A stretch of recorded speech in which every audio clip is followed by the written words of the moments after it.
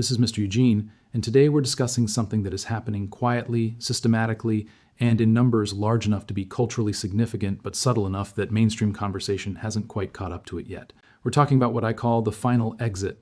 Not rage quitting, not incel withdrawal, not the bitter retreat of men who tried and failed, but something entirely different and considerably more profound. We're talking about high-value men, men with resources, with accomplishments, with options, who are making a calm, deliberate choice to build lives of total autonomy. Lives in small towns, lives with simple hobbies and meaningful work, lives without the complexity, the performance requirements, the endless negotiation of modern relationships, lives that don't include anyone, not because nobody was available, but because being alone became preferable to what being partnered now requires. This is not the story of men who couldn't compete. This is the story of men who competed, succeeded, looked at what success entitled them to in the modern relationship marketplace, and made a decision that would have been almost incomprehensible to previous generations. They walked away, permanently. And they report, almost universally, that the life on the other side of that decision is not the diminished half-life that culture taught them to fear. It's the fullest life they've ever lived. And I'm telling you this matters. Because when high-value men, the men who built things, who contributed enormously, who would have been the stable centers of families and communities, when those men quietly exit the entire project of coupling, what they're registering is not personal failure. They're registering systemic failure, a failure so profound that the people who had the most to offer decided the game wasn't worth playing anymore. Stay with me. This goes deeper than you think. What the final exit actually is. Let me define terms clearly. Because this phenomenon gets confused with other things, it's not. The final exit is not men going their own way in the MGTOW sense, which often carries an undertone of protest, of making a statement, of needing the world to know that they've rejected what rejected them. The men I'm describing aren't making statements. They're not trying to be seen. They're not building YouTube channels to explain their choice or writing manifestos about why women aren't worth it. They're simply living. The final exit is not incel culture, which is rooted in resentment about exclusion, about wanting access and being denied it. The men we're discussing had access. They had options. Some of them were married. Some had significant relationships. They weren't excluded from the game. They played it, understood it, and decided the returns didn't justify the investment. The final exit is not depression or isolation or giving up. It's not men hiding from life or retreating into their parents' basements. These are men who are professionally successful, financially stable, often living exactly where they want to live, doing exactly what they want to do, with resources and freedom that most people never achieve. They're not diminished. They're optimized. What the final exit actually is, the calm, considered decision by men who have built themselves well, who have careers, resources, competence, self-knowledge, peace, to structure their lives around total autonomy rather than partnership, to prioritize the life they can build alone over the life they might access through relationship, and to do so not from bitterness or defeat, but from genuine preference based on honest cost-benefit analysis. These men looked at what modern relationships require: the performance, the negotiation, the emotional labor, the resource allocation, the legal risks, the loss of autonomy, the constant need to manage someone else's satisfaction alongside your own, and they looked at what they could build alone. And they chose alone, deliberately, permanently. The profile, who these men actually are. This is important because understanding who is making this choice changes what the choice means. These are not broke men. They are not professionally unsuccessful men struggling to survive. The men making the final exit tend to be high earners, not necessarily wealthy in the billionaire sense, but financially stable and independent. Men with incomes in the comfortable range, with savings, with investments, with no debt burden, with the resources to live exactly as they choose without financial stress or dependence. These are not socially incompetent men. Many of them had successful relationships earlier in their lives. Some were married. Some were in long-term partnerships. They are not men who never learned to navigate intimacy or connection. They are men who learned it well enough to understand exactly what it costs and what it returns.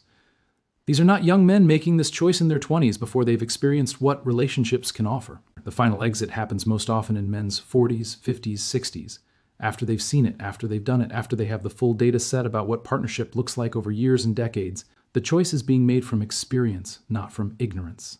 These are competent, self-sufficient men, men who know how to cook, clean, manage a household, handle their own domestic life without needing someone to perform those tasks for them. The old framework where a man needed a wife to manage his home doesn't apply to men who learn to manage their homes themselves. When domestic labor is no longer a reason to partner, one of the traditional trade-offs disappears. And critically, these are men who have developed themselves psychologically and emotionally to the point where they are genuinely comfortable alone, not tolerating aloneness, not enduring it, genuinely preferring it. Men who have worked through whatever kept them needing external validation or constant companionship and arrived at a place where solitude is not deprivation but the preferred state. Where they go and how they live. Here's what's interesting about the final exit in practice. These men are not staying in the high-status urban environments where professional success is performed and social competition is constant. They're leaving, deliberately relocating to places that maximize autonomy and minimize complexity. Small towns, rural areas, places with lower cost of living, less density, fewer people, more space, more quiet, places where you can own property outright, where your neighbors largely leave you alone, where the pace is slower and the expectations are simpler. Places where you can live well on a fraction of what high-cost urban environments demand. They're living in homes they own, often homes they've built or renovated themselves. Spaces that are entirely theirs, shaped exactly to their preferences, free of negotiation or compromise. The space itself becomes an extension of autonomy. Every detail reflects their choice, their aesthetic, their priorities. They're living simply, not out of necessity but out of preference. The accumulation that characterized earlier stages of their lives, the status markers, the material competition, the keeping up with professional peers, is dropped. What remains is what actually serves them: quality tools, comfortable space, the equipment for whatever hobbies genuinely matter. The rest is noise. They're engaged in hobbies that are genuinely meaningful to them rather than impressive to others. Woodworking, fishing, hunting, hiking, gardening, restoration projects. Pursuits that are absorbing, that develop skill, that connect them to the physical world, that produce tangible results. Pursuits that require no audience, that generate satisfaction intrinsically rather than through social validation. They're working, but often differently. Remote work, consulting, projects rather than full-time employment. Work that generates the income they need without demanding the corporate performance that characterized earlier career stages. They're opting out of professional status competition while maintaining the income that supports their autonomy. And they're alone, not isolated. Many maintain friendships, stay connected to family, engage in their communities in limited ways. But alone in the sense that there is no romantic partner, no spouse, no one whose needs and preferences must be continuously negotiated against their own. Alone in the sense that their lives are entirely their own construction. Why being alone became the ultimate status symbol. This is the shift that I think confuses people who haven't experienced it. For most of human history, and certainly for the last century of American culture, being partnered has been the status marker.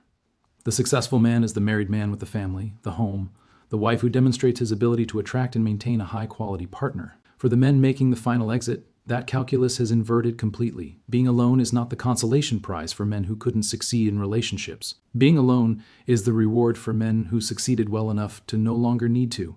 Think about what autonomy actually means. It means you wake up and the entire day is yours. You make every decision based on your own preferences, your own priorities, your own sense of what matters. You don't negotiate, you don't compromise, you don't manage anyone else's mood or expectations or needs. You don't perform for anyone. The shape of your life is entirely your construction. For a man who has spent years or decades managing the complexity of partnership, the constant attentiveness to someone else's emotional state, the allocation of resources, the negotiation of priorities, the performance of the role of husband or boyfriend, total autonomy feels like freedom on a level that's difficult to overstate. The status isn't the autonomy itself. The status is having nothing left to prove. The man who exits has usually achieved whatever he was trying to achieve professionally. He has the resources he needs. He has proven his competence in the domains that matter to him. He has no reason to continue performing masculinity for anyone's approval. The need for external validation that drives so much male behavior, the competition, the status seeking, the demonstration of success through visible markers, that need has been resolved or released. Being alone becomes the ultimate status symbol because it signals, I don't need your approval. I don't need a partner to validate my worth. I don't need to demonstrate my success through relationship status. I have everything I need, and I am entirely self-sufficient. That is a form of freedom that most men never access because they remain in the performance. What they're exiting from, to understand why this choice is being made, you have to understand what is being rejected, because it's not women in the abstract. It's not intimacy or connection as concepts. It's the specific reality of what modern relationships require in practice. They're exiting the performance. Modern relationships, particularly for men, involve constant performance. Performance of emotional availability that feels genuine regardless of how you actually feel. Performance of attentiveness regardless of your own needs or state. Performance of the role of partner, which has expectations that shift constantly and must be met regardless of whether they were ever clearly communicated. The exhaustion of maintaining that performance year after year is something men experience but rarely name. The men making the final exit have named it and decided the exhaustion isn't worth what the performance purchases. They're exiting the negotiation. Every aspect of shared life is a negotiation. How money gets spent, how time gets allocated, what the home looks like, where you live, what you do for leisure, what you eat for dinner, who you spend time with socially. The endless small negotiations that constitute shared life eventually accumulate into a weight that men experience as profoundly limiting. Autonomy means the end of negotiation. You simply do what you decide to do. The relief is enormous.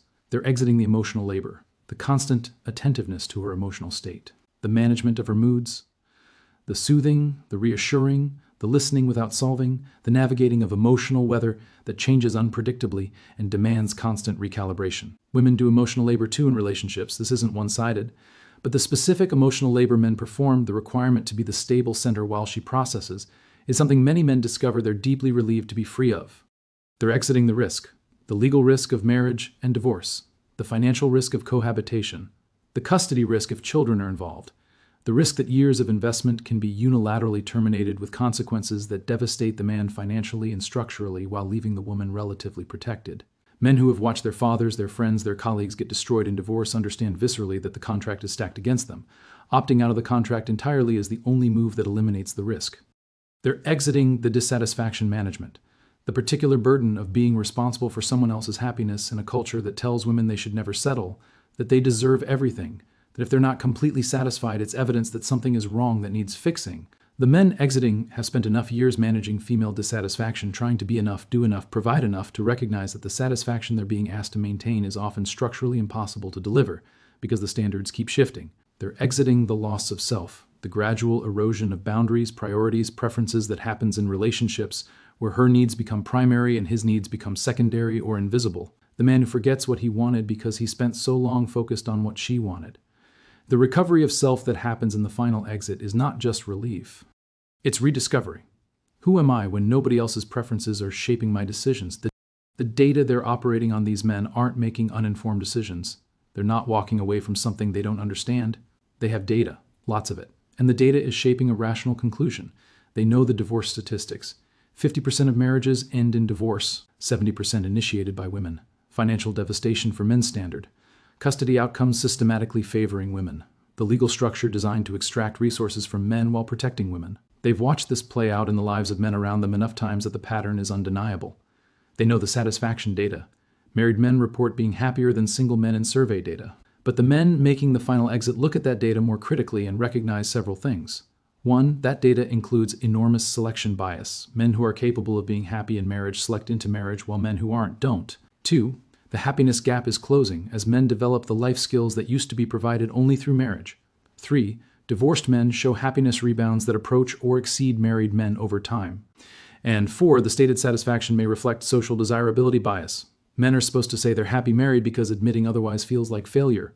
They know what relationships actually look like over time because they've been in them.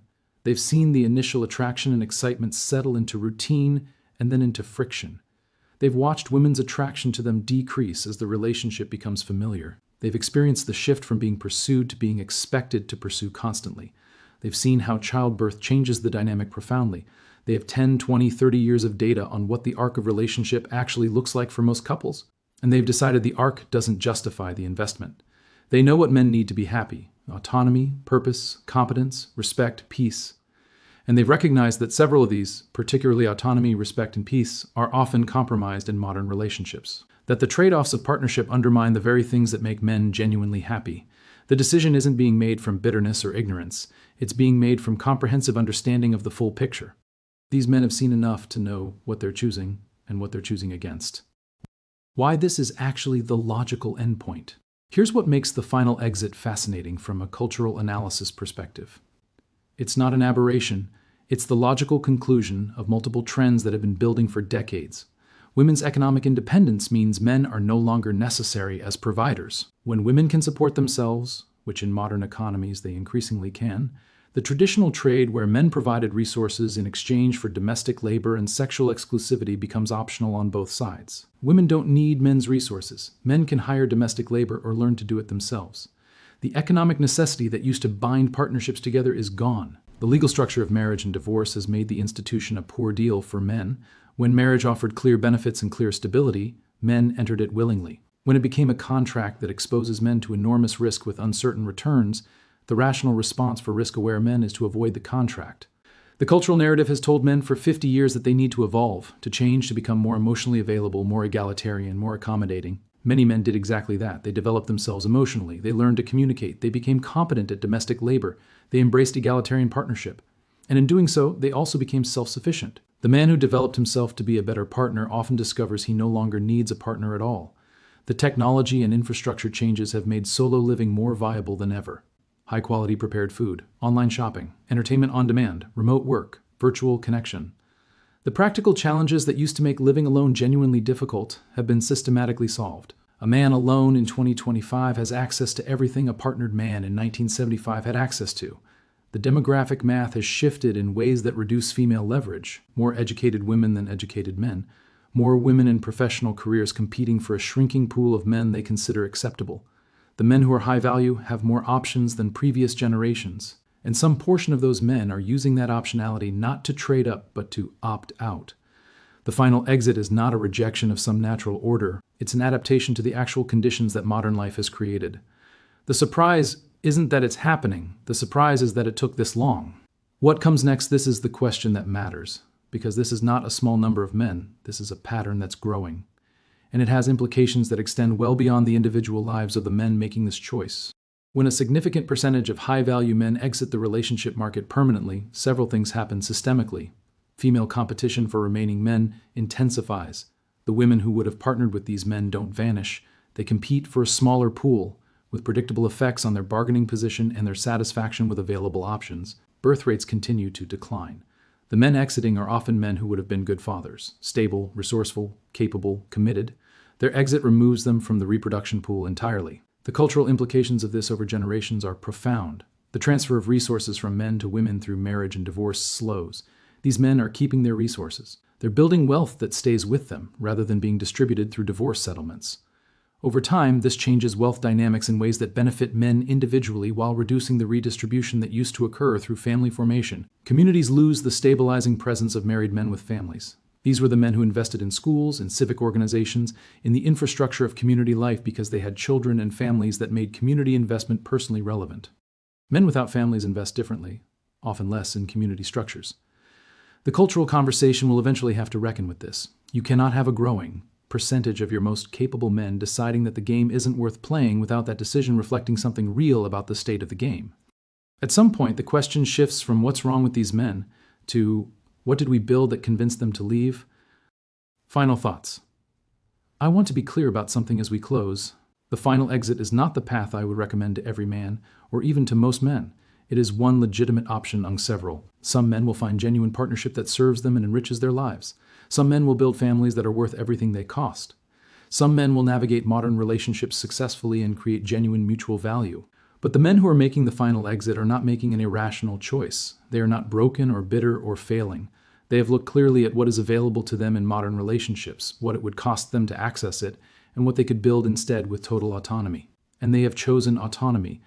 The fact that this choice is becoming common among high-value men, men with resources, with options, with experience, is telling you something important about the state of modern relationships from the male perspective. It's telling you that for a meaningful number of capable men, the calculation has shifted. The benefits that partnership offers no longer outweigh what partnership costs. That is not a personal failure on anyone's part. That is a systemic signal, and it deserves serious attention. Drop a comment sharing your experience. Are you on this path? Are you considering it? Do you understand the men who are choosing this, or does it confuse you? Subscribe because this channel will continue examining the choices men are making, why they're making them, and what those choices reveal about the landscape we're all navigating. Stay healthy.